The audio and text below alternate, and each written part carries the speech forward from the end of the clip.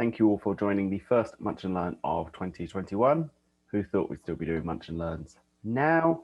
Not me, but happy that you can all join us. We've got we've got 28 people already, so that's very good. As usual, I think there's some new faces, so we'll do a quick once around, and then we'll very quickly hand over to our speaker for today, who is Marcus, in my top right-hand corner. For everyone's benefit, this is being recorded, and I usually push it out to the community in case they weren't able to join us. I guess if you don't want to be featured, you could turn your camera off, because then we'll just see your name. I'm going to start with formally, I'm Liam Henderson. I'm chair of the Rail Innovation Group, and I sort of coordinate these Munch and Learns along with the community run by Deb and Hannah. So if I could ask Deb to go next. Hi everyone, I'm Deb and I work with Liam and Johanna and other helpful people on the Rail Innovation Group. Ray. Okay. I'm Ray Chapman. I run a small boutique consultancy in transport. Thank you. Adam Sargent. Hey, Adam Sargent, performance analyst for Network Rail and East Midlands Railway. David Watts. Yeah, hi, David Watts. I run CCD, Design and Ergonomics. We're a behaviour-based design practice working across transport.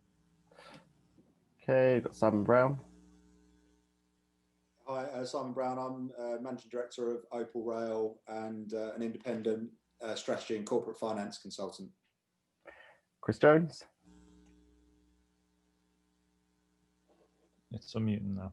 I'm Chris Jones. I work at Department for Transport, just running one of the rail projects there, well, transport projects. It might be Hyperloop and other things as well. Cool. Phil Facey. Hi, Phil Facey from Deeper Than Blue. We do software testing, and I'll be, this last time I'm coming as Deeper Than Blue, and then a guy called Mark Megson will be taking over from me, and I'll be moving on to other things. But you'll still join us? Absolutely, yes. Wonderful. Then we've got Ben Faulkner. Oh yeah, I work for Hitachi Rail. I'm the head of the UK sales for the operations, service and maintenance division. Nice to meet you all. You too. Prasad Bahav. Hi, Prasad Bahave, Service Leader, WSP Digital Rail Services. I was with Innovation Forum when it was going in person. I'm rejoining after a year. So good to see you all. I'll see you again. We've got Vladislav. Hi, good afternoon. My name is Vladislav and I work in corporate strategy at Arriva Group. Nice to meet you. Nice to see you again. I think we last saw you in December 2019. We have Peter Hicks. Hi, Peter Hicks, Director at Open Train Times and Wrangler of Rail Data and CATS. And by the way, yes, before you ask, that is a dinosaur onesie behind me. Oh, lovely. Next up, we have Steve Lloyd, who cleverly has his company in the background. I try. It's either that or you get a really untidy office behind you. I'm Steve Lloyd. I run a small company and I'm working with another company to develop a project called NINA, which is to help people with disabilities on the rail network. It basically allows people to identify people around them that can help by pressing a call button on their mobile phone. They get put through without releasing telephone numbers or information, and it even works on trains. So you get hold of people within 30 meters of you. Great, thank you. We've got Christos. Right, classic mistake. Hi everyone, I'm Christos Mexias. I work for Arcadis, which is a design and engineering consultancy. And I've also been kicking around with Liam for the past few years, keeping my ear to the ground in terms of cool, innovative things in rail. Thank you, Mike Lloyd. Hello all, I'm Managing Director of Junction. We're suppliers of innovative digital applications to the rail industry to improve performance and customer experience, and looking forward to hearing what Marcus has got to say. Thank you, Daniel Chick. Yeah, hi, I'm Daniel from Tech Director of Zipabout. We provide a personalised messaging and analytics platform to the transport industry. Thank you. Daniel, are you the only one of us on an office today? I am actually in my office today. Yeah, I had to do some legal paperwork, so I had to sneak in under cover of darkness. So exotic now. Jack Clifford? Hi, I'm Jack. I'm also at Junction. I do the marketing for them. Rail apps developer. Thank you. Andrew Steele? Hi, I'm Andrew Steele. I'm from USmart Thing. Thank you. Paul Coleman? Hi, Paul Coleman, a transport consultant from CACI. Thank you. We've got Simon Kendler. Hello, my name is Simon Kendler. I'm Route Freight Manager for the Southern Region at Network Rail. Thank you. Nuno? Hi, yes, Nuno Vasco from Phoenix Contact. We currently do, I'm the railway industry lead, and we do electrical and electronic components for the railway industry.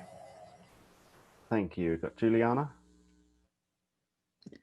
Hi there, Juliana Motes. I'm a system safety engineer at HS2. Thank you. We've got Liam Crozier. Hi, I'm Liam Crozier. I'm a PhD student, but I also work with the rail data, creating maps, charts, analytics, and various visualizations. Thank you. We've got Hayley McQuaid. Hi, yeah, I'm Haley. I'm an innovation manager for MAISC, but currently working for HS2 at MAISC Regatas for Houston Station as the innovation and value manager. Thank you. We've got Dave Canner. Oh, hi, thanks for allowing me to join today. Yeah, I'm from a company called AdRails in the northwest of England, and just interested in engaging with the transport sector. Thank you. We've got Josh. Hi, I'm Josh, first year PhD student looking at automation and trust between railway staff and automation. Thank you. Bosun. Yeah. Hi everyone. Bosun, KTP associate at RASIC Limited. Thank you very much. Now we've got two that we've got EMSOL. Someone from EMSOL.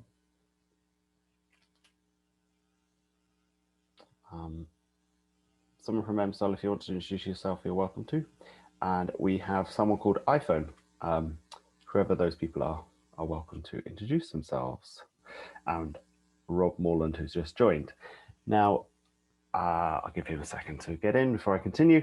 But thank you all for joining us today. It's very nice to see everyone here, and also some faces after quite a while. Hopefully the Munch and Learn love has got to you. I don't have Monster Munch with me today because you can't get it where I am.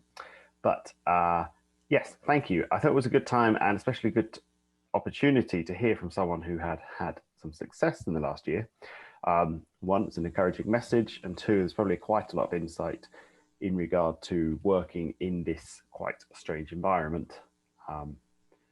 What lessons can we learn, and what opportunities are there working together? And I can see obviously that there's people from different organizations that might be relevant for that. I think Deb also, we lost somewhere along the way, but if we have time at the end, I'll ask her to do an update on some of the work packages we're doing behind the scenes, which we will be coming to the group with in future. For anyone else's benefit, we do these Munch and Learns. If they do run, they're on Wednesday at 12 o'clock. We have one next week about the Open Transport Initiative, which is sort of interoperability for accounting, account-based ticketing. That's going to be next week at 12, so hopefully see you all then. But without further delay, I'm going to hand over to Marcus.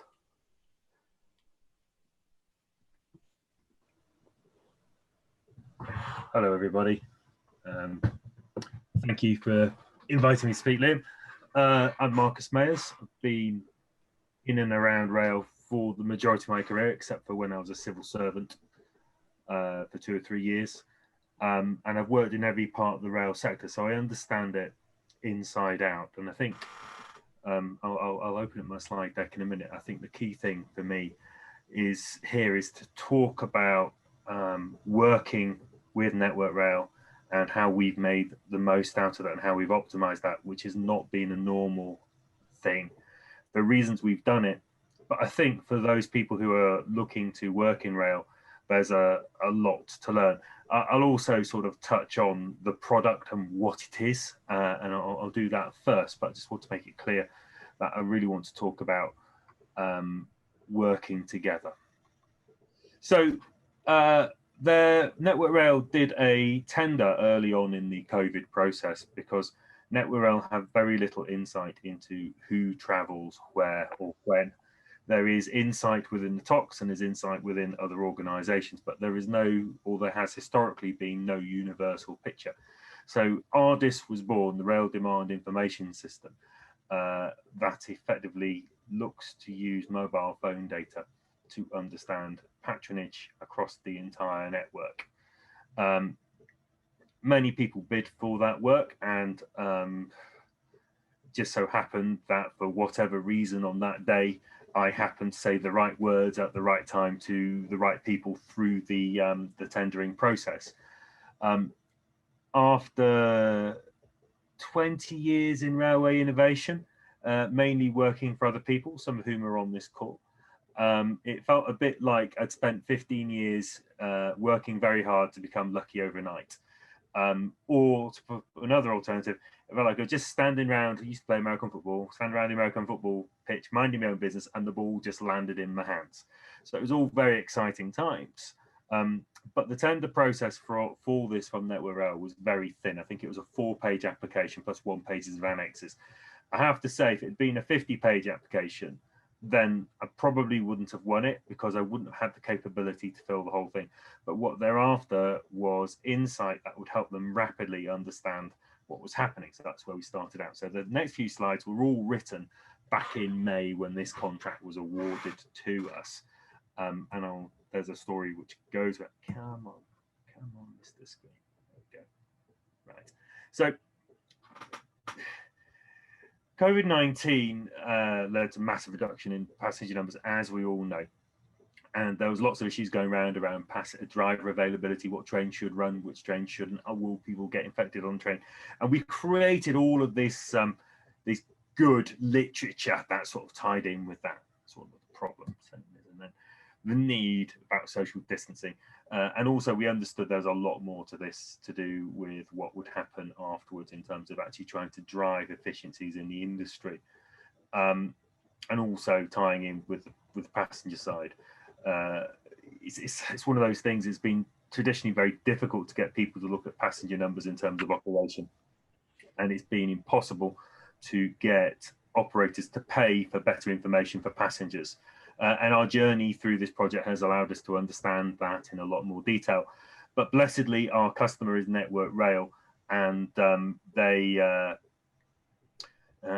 obviously are putting passengers first, so it ties in very neatly with that. And without that, it would have been a lot more trouble. So, you know, this is all the stuff we did at the beginning. And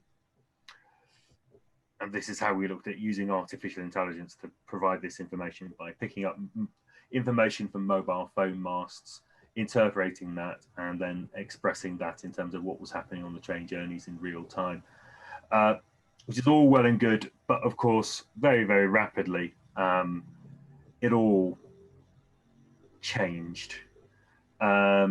We realized that the data was slightly more complex than we thought. We realized the contract at 4 pages long was very challenging to actually work out what had been bought. So it became very rapidly clear that the program we produced, which was again had limited 1 page, wasn't really up to the job. And actually what I've just shown you in initial slides wasn't really what was required. And so as a result, you're going, well, actually, we've got this thing, we've got this contract, we've got to make the most of it. And actually, we very rapidly descend into what I'd describe as commercial chaos if we try to deliver the contract to the letter of the contract, because there just wasn't that level of detail. So what was really good from a very, very early stage is that we realized that we had to work in a way that I haven't seen in the railway industry for possibly 15 years, since my time at Virgin. To put that into context, here we are in January 2021, sort of 9-ish months in. There is only one project manager, and that is a Network Rail project manager. There is only one comms person, and that's a RASIC person. There are a range of things where you'd normally expect there to be two people from either side doing the jobs, but we only have one, because we have got to the point where we are an integrated project team. And we got there because we didn't have the paperwork. As a result of that, in the 9 months, despite multiple variations and changes from both sides, there has only been one variation, and that has been to store the data for longer. So rather than just keeping 6 months of data, we're keeping a year's worth of data.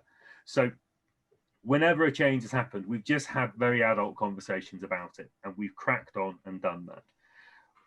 When we started this project, it wasn't entirely clear how the relationship with the customer was going to work. And having worked with Network Rail for many years, and previously having worked for Network Rail, I was sure going into this that Network Rail as a customer was going to be a problem, and that was going to be a major headache to be managed. I was also fairly sure that the technology in terms of the mobile phone data would be very easy, and the AI would be very difficult. And it just goes to show that even with all the experience I and the rest of the team had, how wrong you can be. Network Rail were like and remain like a dream to work with. And the mobile phone data has proved a little bit tricksy to get to work for us, whereas the AI and the application and all the forecasting has been a doddle.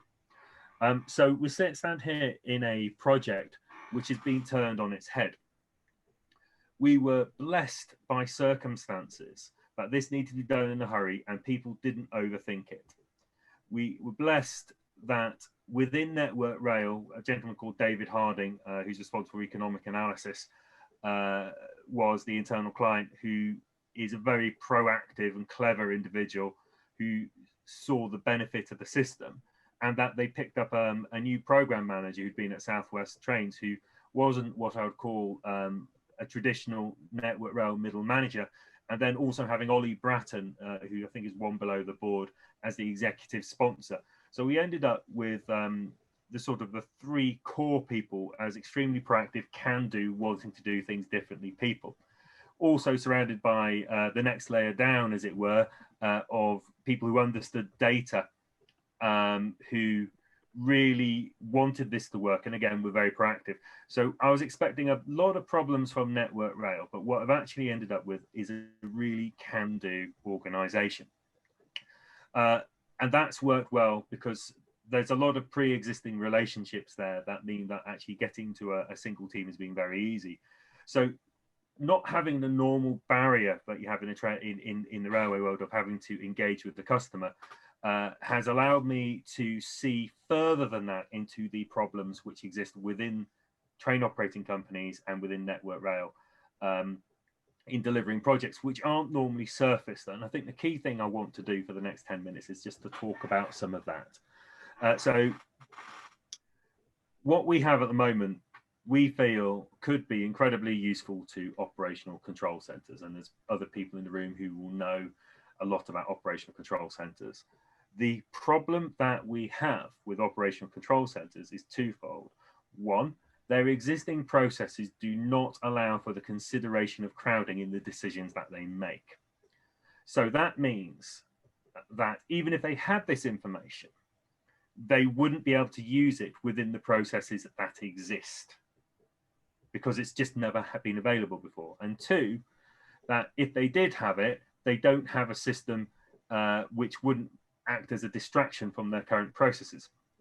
So what you find with the core users who this could really make a difference with, what you have is a business change problem. But you may have willing people on the ground, and you may well have a really proactive Network Rail team who want to deliver this to them.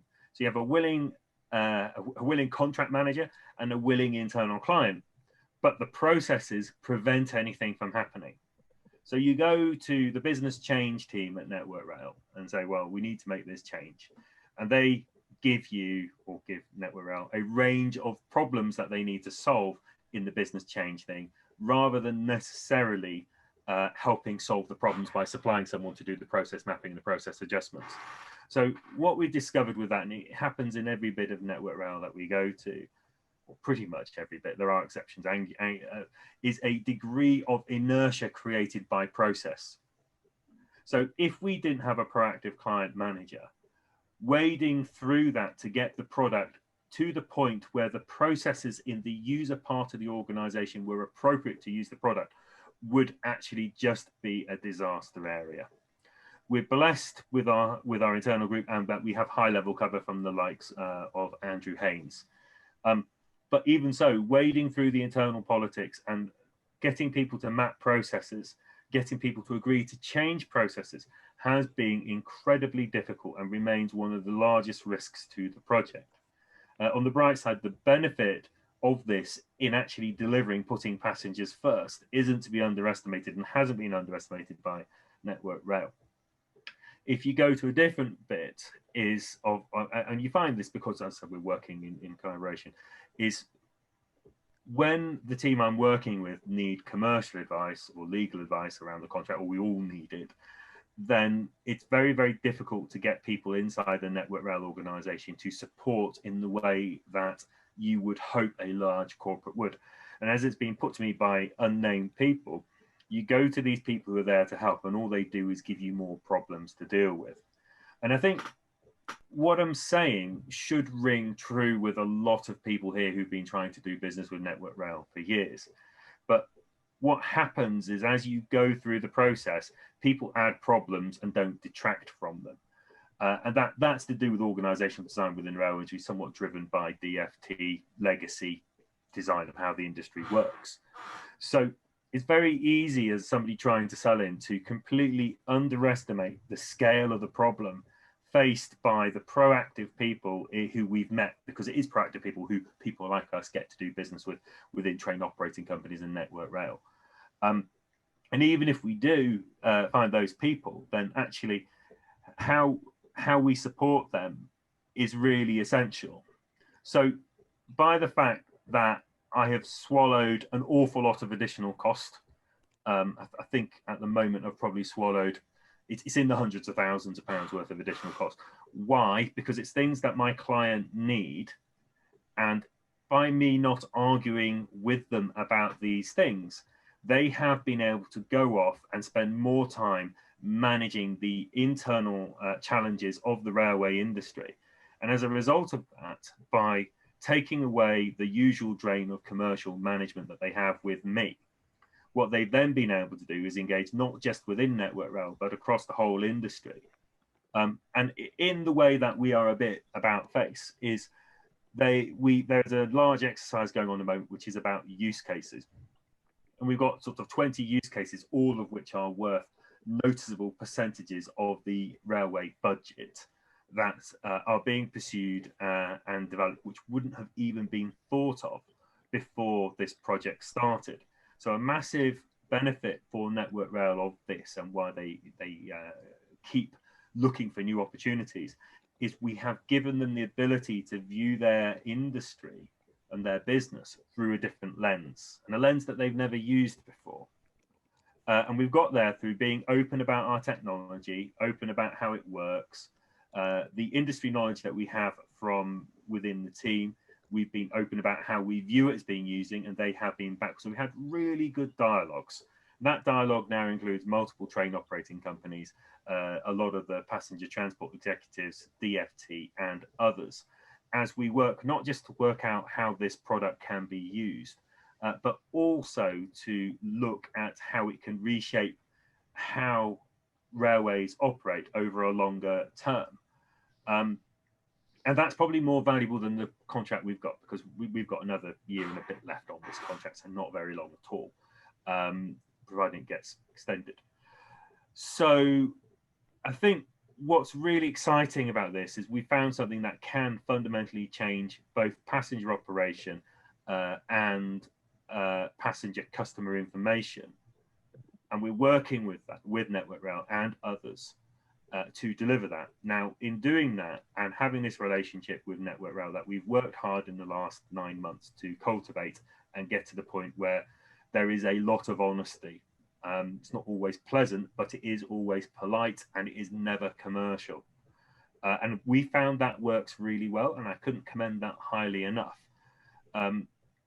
But what we found off the back of this is lots of doors opening in other places. Some doors have been completely firmly closed in our place because our competitors are already doing work there. We've picked up Innovate UK money, we've picked up KTP, who's on the phone, hello Bosun. There's a lot of things which are coming off the back of this. And whilst the project itself doesn't make us any money, the positioning and the presence that we have and the way that we've worked will mean that the company can continue doing what it does best. And what RASIC is about, the Rail and Station Innovation Company, is about delivering great technology into the rail in an appropriate way. And I really feel that this is a showcase for this. And that's what my business has been doing for the last 4 or 5 years, is helping tech startups do that kind of thing. And my day job will remain helping tech startups do that kind of thing for now. Maybe this will get big enough that it becomes my whole job.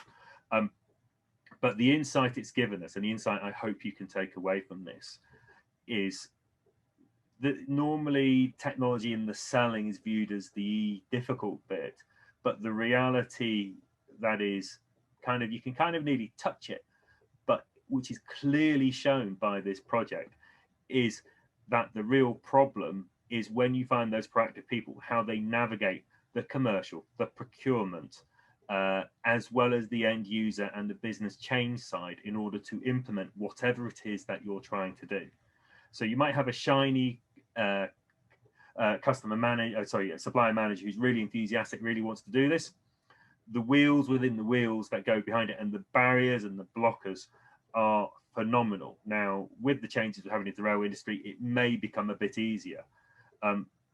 But it just goes to underpin that being a good supplier is about trying to keep your own problems under control, but transparent to these customers, but more importantly, making sure that they don't have to spend whatever bandwidth they've got managing you, they can spend the bandwidth managing others. And I think that would be my key message out of this. There's so many ways I could go with this and so many things I could talk about. What I'm tempted to do now is to stop talking and just try and open up a dialogue to see what questions people might like to ask me, or issues that come out of this, so that we can sort of share learning, things like that. So I am going to go to the next slide, which, if I plan this correctly, oh no, here we go. Here's sort of some of the high level outputs which we're producing, sort of origin destination matrix showing how many people are traveling between various locations. Some graphics around how busy things are at various times during the day, and sort of commuter counts and business and non-commuting numbers. So I shall leave it there. And Liam, I don't know how you run Q&A sessions, so I'll guided by you. Okay, then I think if you could stop sharing your screen so that we can see the community again. Well, one of the things I wrote down was polite honesty, which I was quite impressed with. And then I've also never heard of it being a pleasure to work with NetworkRail. So thank you for that. You're still sharing your screen, so. Sorry, I pressed stop sharing. You stop sharing your video of you rather than. Anyway, while you're doing that, I appreciate that you didn't sort of do an advert for your product, and we'll perhaps invite you back when you are ready to do that. But what is the current state? Have you delivered the product? We have delivered a product. We got it up and running in record time in 8 weeks. One of the problems and challenges we have is baselining what we've got to understand what's right and what's wrong, and adjusting our system to be accurate in the eyes of the industry. Our system is in use. It's in use at some stations to help implement messaging to passengers. It's being looked at across the industry, mainly at the larger level, to see how the flows are working. On a train level basis, we've got some more work to do to work out how to get that information correct. We're confident that it will be there. It has taken us 6 or 7 months longer than we'd hoped. but we're sat on, and you talk to the guys, the technical guys, they're very excited about how we can actually track journeys, including waypoints where people are changing stations, and also the first and last mile. We haven't looked at first and last mile yet, e.g. where people live and where they go, but we will be doing that in due course. So there's a lot of excitement about where the product can go. We're at the bottom of our S-curve, and it's a bit grungy down there, as a lot of technology innovation companies are, projects are. Does that answer your question? Yes, it does. And then I have one last question before we open it up, which is down to, do you think your experience with regard to sort of open co-creation collaboration is unique to delivering a digital product that may not need to go through quite the same standards or approvals as No, I don't, and I say that because I think I said early on in the conversation is the last time I saw working together like this across the industry was in 2005, and that was when I was at Virgin Trains doing a hardware innovation project, which is the RTMS technology.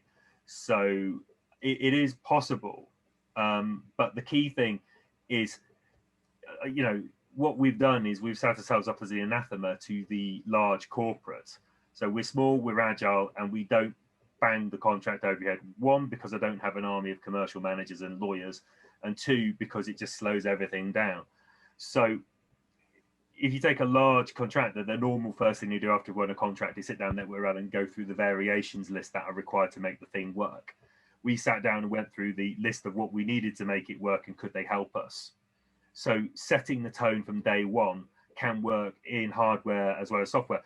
But you need the right internal customer as much as you need the right skill set yourself. There are certain people who are buying from Network Rail who I just wouldn't dream of doing that with. We hit it very, very lucky. I would like to think people around this table would hit it partially lucky. Cool. I'm willing to open it up to anyone else who wants to raise a question.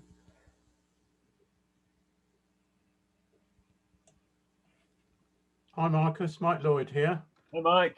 How you doing? All right. How are you? Good to see you again.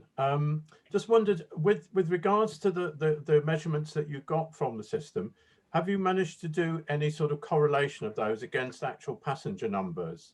So I just wondered, on any of the trials, were you able to get any feeling for sort of the level of accuracy compared to, counting people's on trains, things like that? It's sketchy because the problem is you generally only count people on trains when you can walk through it safely, and also that's subjective because of people. So the best case point is our relationship with TfL, where we have access to all of their loadway data and gate line data and smart ticketing data, and also got access to Lennon. So, and we've also got access to the passenger counters at the major Network Rail stations, all through this contract, which obviously we have to give up when we lose the contract. So we've got a view as to where the accuracy is. Operators want a lot of precision. Customers don't want as much precision. We've got more work to go before we can put it in front of operators because they just know things are wrong. So we think in March we should be near enough there on sort of the accuracy level for the first iteration of major releases. As I said, we're at the point where we're influencing at a high level, but not at the point where something could be used in an operational control system forever. But I think March will be there. Thanks, Marcus. Can I ask if there's a couple of people in Network Rail on the call, and does what Marcus has said sound like normal working in Network Rail? Do you sense there's sort of a culture towards collaborative working with suppliers? Well, I feel called out, Liam. I think there's a couple of things I could probably say there, and I think one of the things is that, and I'll make my excuses now that I'm newish to Network Rail now, is that it's a huge organisation, and it's a culmination of many different companies and many different changes, and I find myself struggling to work out how the actual thing works a lot of the time.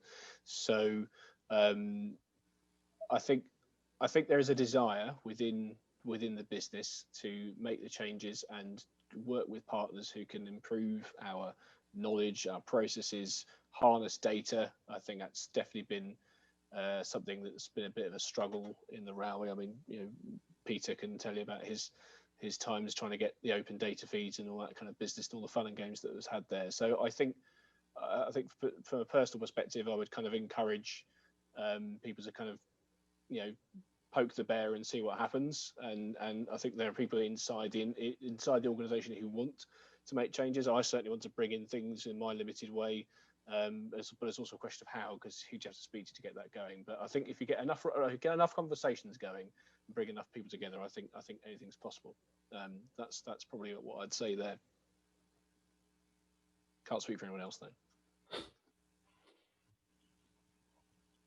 Right then, Marcus, would you like to ask anyone a question since you've spoken to us? I've actually got a quick question, if that's all right. Yeah.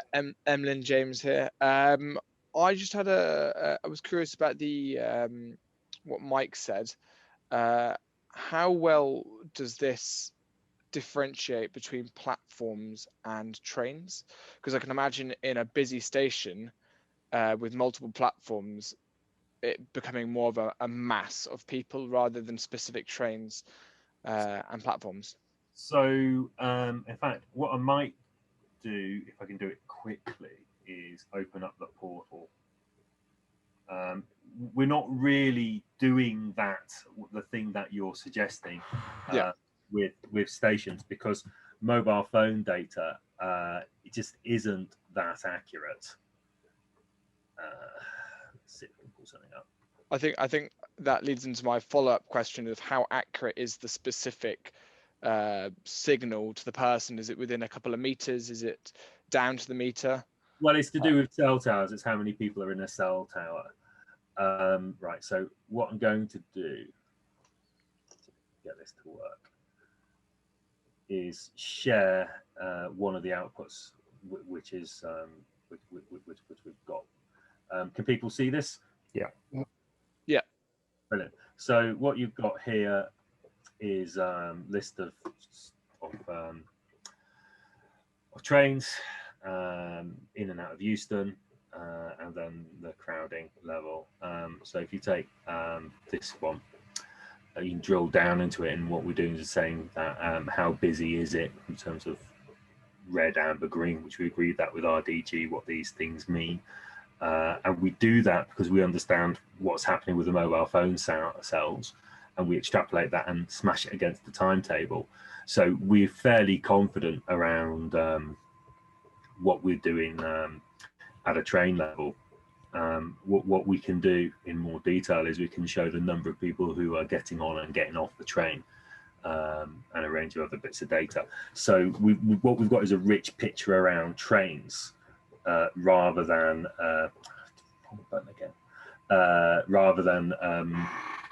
about stations. We can tell you about the mass of people at stations. We've got monitoring in at 20 stations where we'll tell you how many people are in a station at any given time. Next part of that is to say who is actually using trains and who is just a customer. So we're picking up on the number of mobile phones in a station at any time. And sort of all this data gets munged together in the AI layer to give us a pretty good impression of what's going on. But the only way we can tell you who's on what station, on which platform, is by looking at where the trains go and working and telling you how many people are getting on and off at those platforms. But that's an extrapolation rather than a fact. Right, and would all of this be in real time, or is it almost real time? It's a mixture. So what we're saying, so the live stations is literally number of people on station in real time. That's just like how many people are there, how many people have come in the last 10 minutes, how many left, in 2-minute chunks. That's absolutely live real time. What we're doing at the moment is we do a historic analysis, and we also do a next day forecast. So at the beginning of the day, we do a forecast to say what's going to happen the next day. What we're working on at the moment, the next stage of the development of the AI, is sort of what we're quite interestingly using quantum computing looking at recalculating that in real time. So we're using a historical database to and the timetable to extrapolate what is happening in real time. There's a degree of inaccuracy in that because obviously we're effectively forecasting what's happened from historical data and real time, because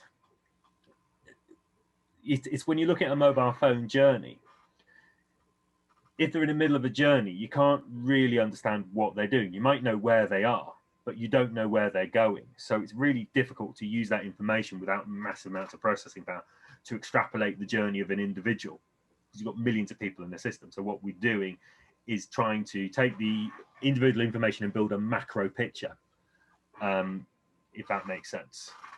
So we're fairly confident about the methodology and how it comes together, and that what we've got in real time is we're sort of aiming internally. We're saying, well, you know, it's Pareto. It's 80% of the looking for getting 80% results, because it's a non-exact science, and because we're at the bottom of our S curve, give us a couple of years, we'll be looking at 5G and all these things and how we can actually start to actually identify which carriage people are on and all the rest of it. That's just all a little bit too difficult at the moment when we've got bigger fish to fry. We've got 20 use cases from Network Rail, which we can do with the existing platform. We've got to nail those first before we move on to sort of the next level of complexity. Marcus, I have a question. We've never worked in the rail industry. One of the things that we've deliberately been told is that working in rail is difficult. We didn't want to get involved in working with systems that are existing within the industry.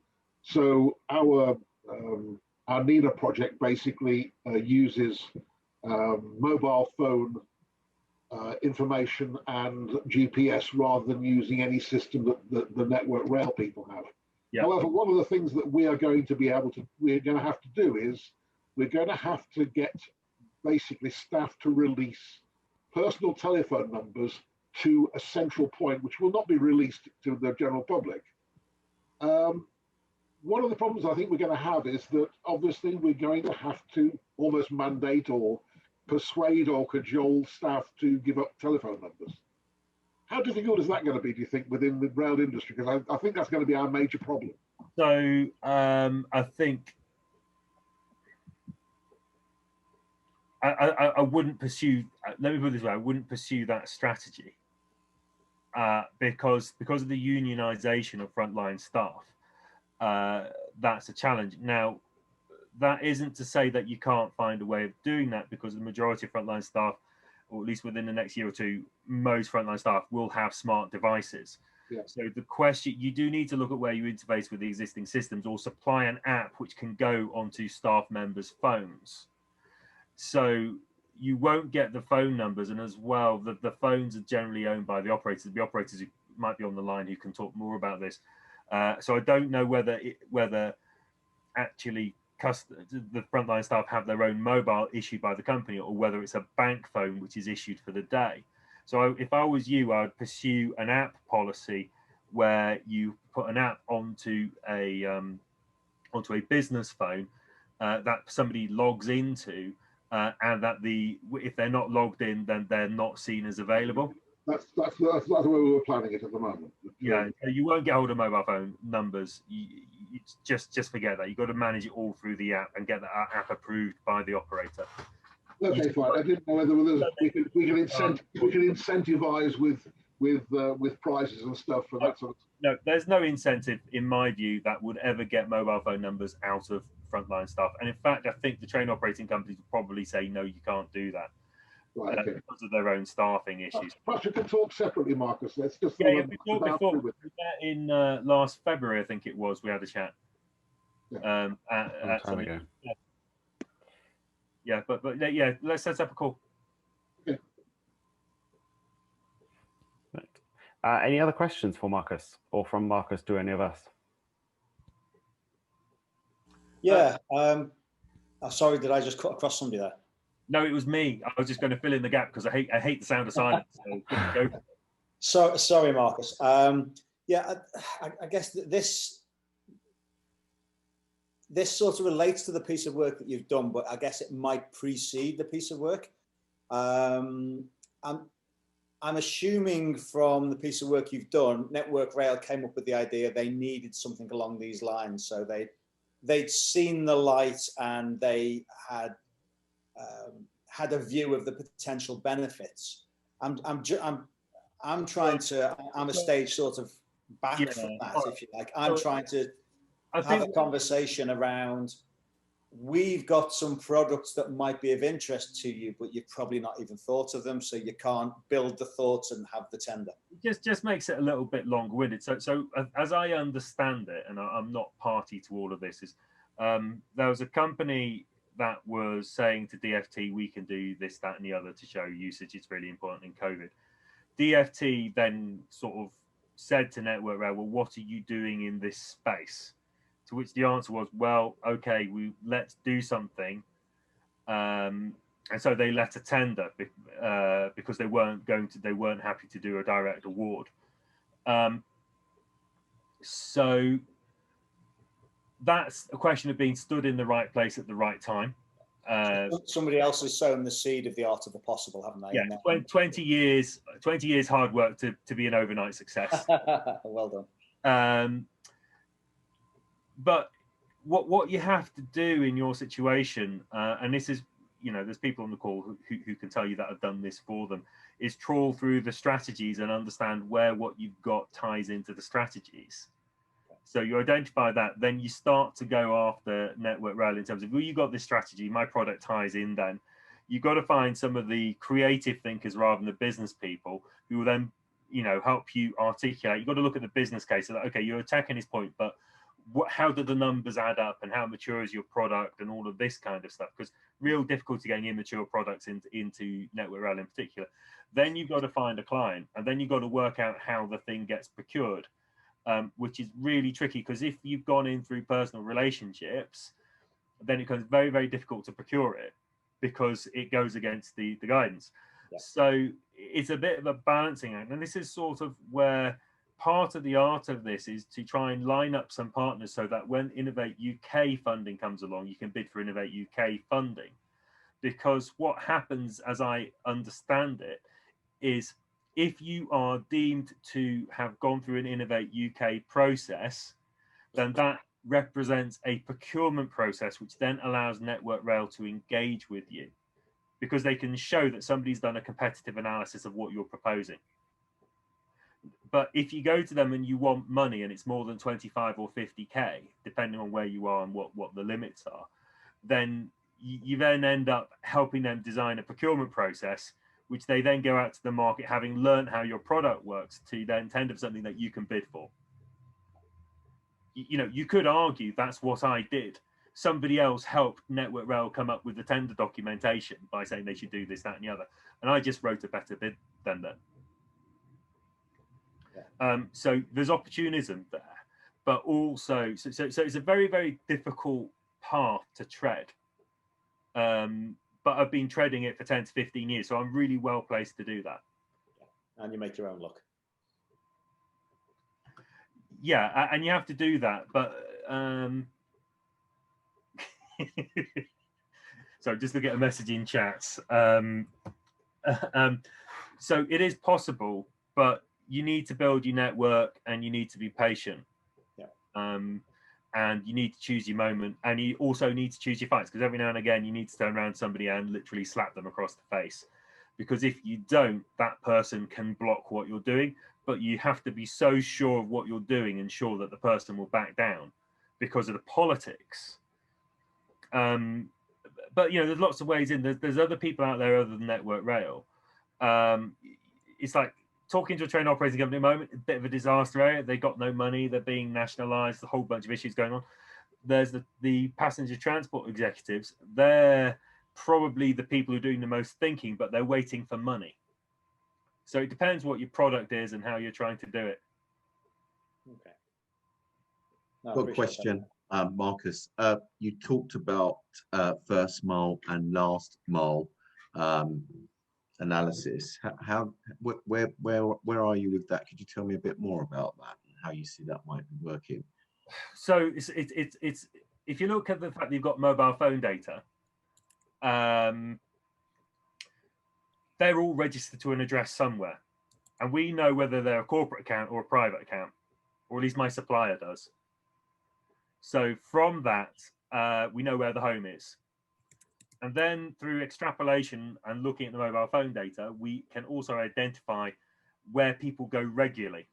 At the moment, we can only identify one regular location. Thanks for that. Where do you see that sitting with privacy data and security issues, though? Because surely people's data are protected. I mean, we know that we can see where people are from mobile phones, but the actual official line around securing and anonymizing that data. That's fine, because the data is all managed behind a firewall. And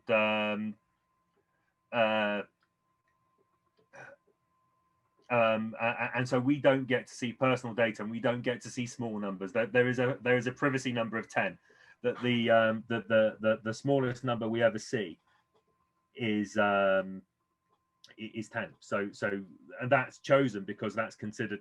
If you've got a station where you've got 1 or 2 people getting on every day, then you could probably work out who they are. But at 10, you say rather than 2, it will say 10. But we also know what the real value of 10 is. So it's all. Sorry, one more question, if I can come back on that. So say if I'm a bus operator, I know this is a train, but I work across transport. But if I want to plan bus services to connect to train stations, so I was Go Ahead or Abellio or Riva, surely that data is extremely useful for me in the planning of bus services. But the bus company is going to know that data that Fred, who lives in the High Wycombe, is, you know, traveling to Bedford every day, kind of thing. But so this may be a bigger discussion offline, but yeah. Yeah, well, so with the data approach we're using, it's difficult to identify which buses are people on, because it's difficult to distinguish between buses and cars. But it's easy to show whether they're walking, whether they're in a vehicle. And as I said, we know where they're coming from and where they're going from. So from a transport modeling, transport planning perspective, it's a really good tool. And from an operational management tool, it can show you what the value of a flow is. So you can design a better service to meet the flow requirement, rather than to tell you what your market share is, because you won't be able to distinguish between the bus and the cars.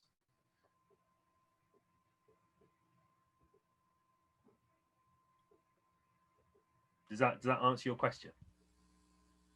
Yeah, that's great. Thanks, Marcus. Cool. I think we've got time for one last question if anyone has one. I'll give you just a few minutes to unmute yourself if you want to. Okay. Otherwise, thank you very much, Marcus. That was really interesting and a very positive start to 2021. Hopefully that's some inspiration for the rest of the community in developing products. I guess if you want to follow up, you can either come through me or Marcus. Do you want to say what your email address is if people want to follow up?